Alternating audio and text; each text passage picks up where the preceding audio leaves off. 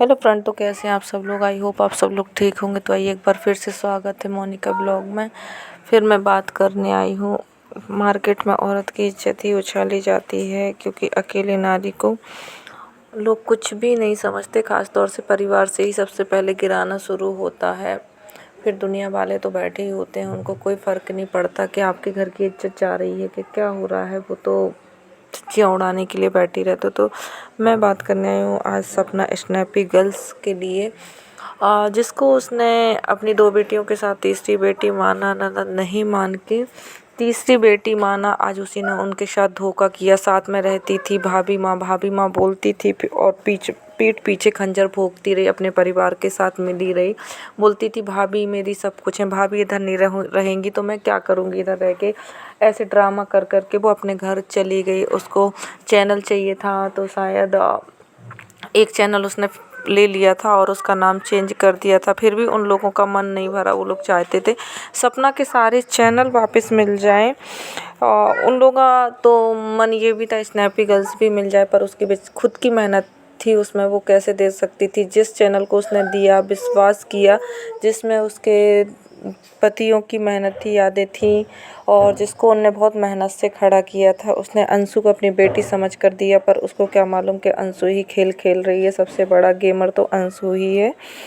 तो अंशु ने बहुत बड़ा धोखा किया। और पब्लिक में आके बोलती रही मैंने चैनल नहीं लिया भाभी का, मुझे चैनल नहीं चाहिए।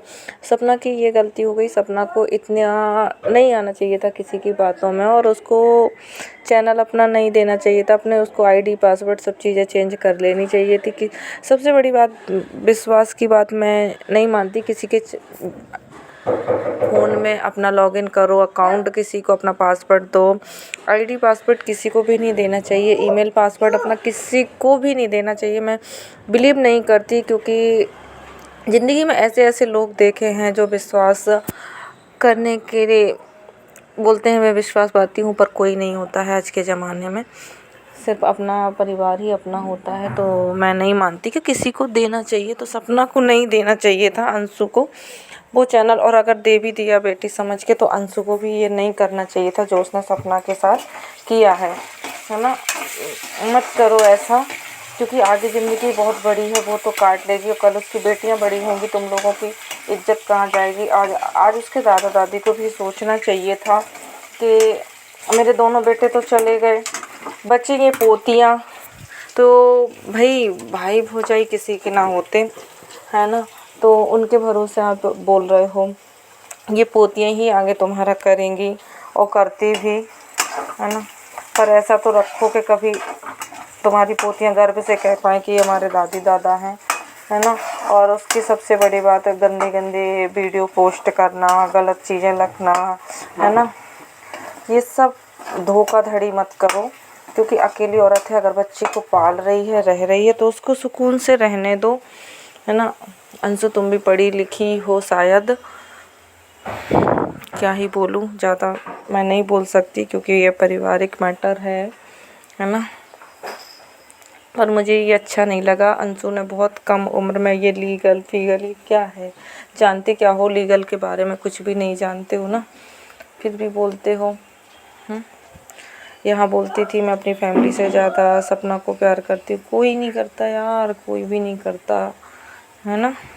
तो मत बोला करो ऐसे कोई भी, छोड़ो ना। तो सब लोग, मेरा पब्लिक से यही, ऑडियंस से यही रिक्वेस्ट है कि सपना को सपोर्ट करो। सपना को गलत मत समझो कोई भी।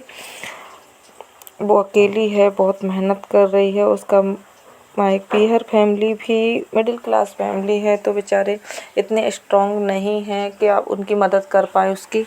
तो सबसे यही, मैं भी एक ऑडियंस हूँ उसकी, तो मैं यही बोलूँगी सब लोग उसका सपोर्ट करो, बहुत बहुत बहुत सपोर्ट करो, जिसमें वो अपनी बच्चियों के साथ आगे जाए। क्योंकि बच्चियों का बहुत फ्यूचर है, उनके आगे पीछे कोई भी नहीं है। तो उनका पढ़ना लिखना, उसको इसलिए इतना सपोर्ट करो कि उसकी बच्चियाँ बहुत आगे जाएँ।